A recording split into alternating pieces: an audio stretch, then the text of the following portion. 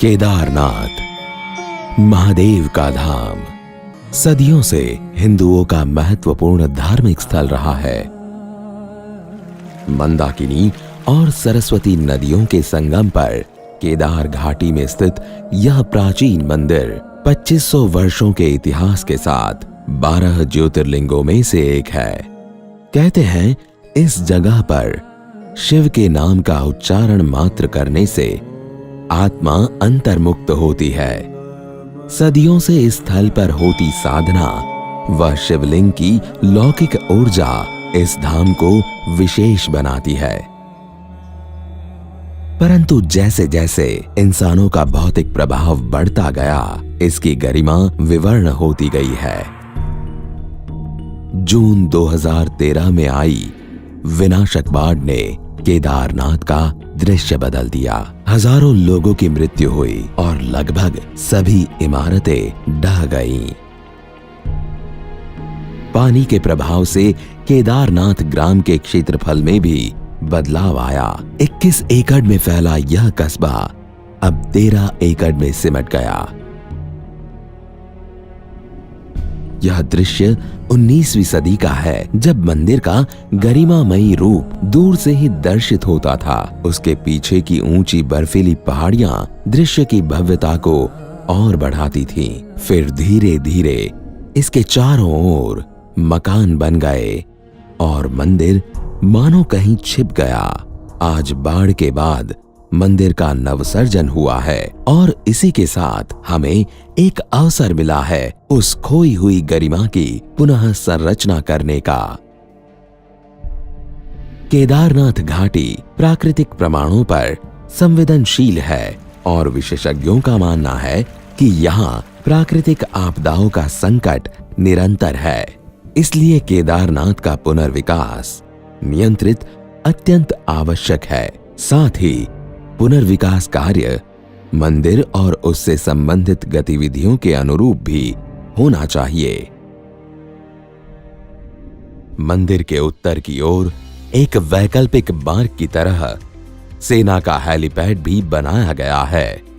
कस्बे के दक्षिण में यात्रियों के लिए हेलीपैड की सुविधा दी गई है, जहां से यात्री बेस कैंप से केदारनाथ आते हुए नए मार्ग पर जुड़ते हैं।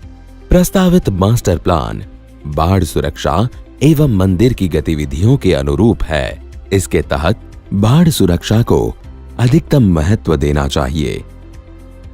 त्रिस्तरीय पुश्ता दीवार घाटी के दोनों ओर बनने से भविष्य में आपदाओं से सुरक्षा मिलेगी और ऐसी त्रासदी होने से बचाव करेगी। प्रस्तावित विकास योजना क्षेत्र के तलरूप के अनुरूप है। इसके तहत मंदिर का दृश्य अक्ष खुला रखा गया है। यह दृश्य अक्ष एक भव्य रेखा के समान होगा। दोनों नदियों के संगम पर और दृश्य अक्ष की शुरुआत में एक छतरी का निर्माण होगा, जिसमें शिवजी के डमरू और त्रिशूल की स्थापना की जाएगी। मंदिर के ऐतिहासिक रूप को बनाए रखने के लिए उसके पीछे व दोनों तरफ निर्माण निषिद्ध होगा और बाढ़ दुर्घटनाग्रस्त लोगों की याद में स्मृति उद्यान भी बनाया जाएगा। यहां बाढ़ से बचाव और परिक्रमा के लिए एक स्तंभवली की रचना की जाएगी। पूर्व दिशा की ओर सरस्वती नदी के किनारे घाट का निर्माण होगा।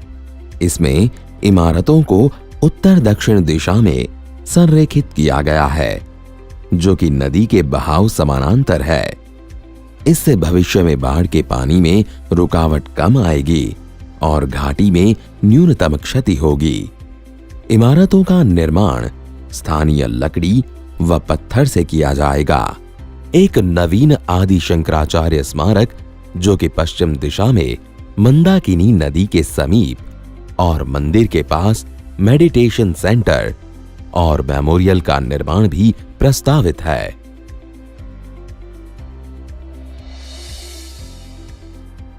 केदारनाथ के प्राकृतिक और धार्मिक प्रमाणों को ध्यान में रखते हुए प्रस्तावित मास्टर प्लान का प्रारूप बनाया गया है। पद यात्रा अथवा हेलीपैड से आने वाले तीर्थ यात्री मंदाकिनी और सरस्वती नदी के संगम को पार करके आते हैं। खुले दृश्य अक्ष से वे संगम से ही मंदिर के दर्शन कर पाएंगे। एक लंबी और थकान भरी यात्रा के बाद यह अद्भुत दृश्य तीर्थयात्रियों का स्वागत करेगा। संगम से मंदिर तक का अंतिम 900 फीट का पड़ाव एक अद्भुत अनुभव होगा। यहाँ 40 फीट चौड़ा मार्ग, जिसके दोनों तरफ तीर्थयात्रियों के बैठने व आराम करने के लिए सुविधाएं बनाई जाएंगी।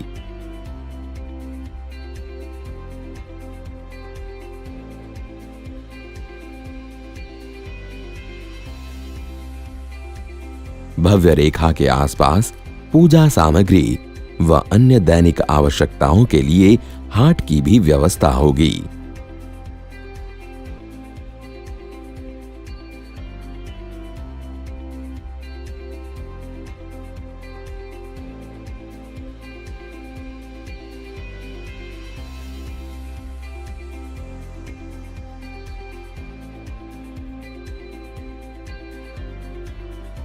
यात्रियों के लिए सार्वजनिक सुविधाएं जैसे कि डिस्पेंसरी, पोस्ट ऑफिस इत्यादि इस हाट के आसपास दी गई हैं।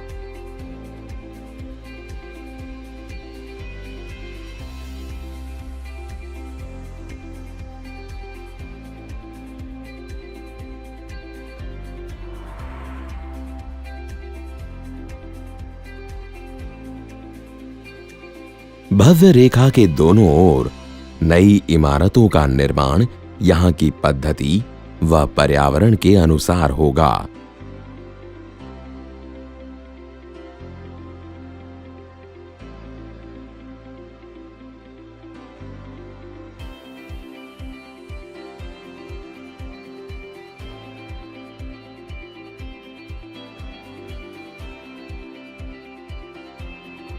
मंदिर के सामने एक प्लाजा बनाने का भी प्रस्ताव है। इसके एक ओर मेडिटेशन सेंटर और दूसरी ओर मेमोरियल बनाया जाएगा। सरस्वती नदी के तट पर यात्रियों के लिए घाट का निर्माण किया जाएगा, जहां पूजा करने की सुविधाएं होंगी।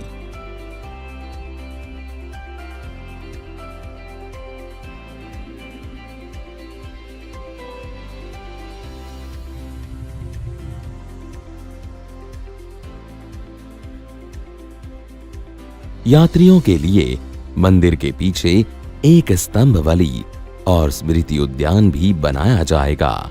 यह निर्माण योजना मात्र भौतिक सुविधाओं को ध्यान में रखकर नहीं, यद्यपि इस स्थल की लौकिक व तीर्थ यात्रियों की आंतरिक ऊर्जा को पुनः जागृत करने का एक प्रयास है।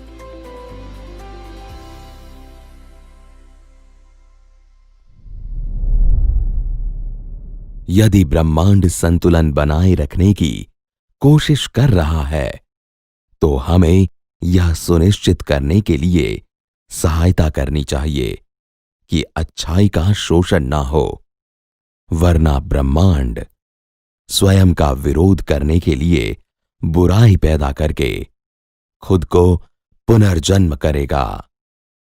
बुराई का उद्देश्य है यह अच्छाई को संतुलित करता है।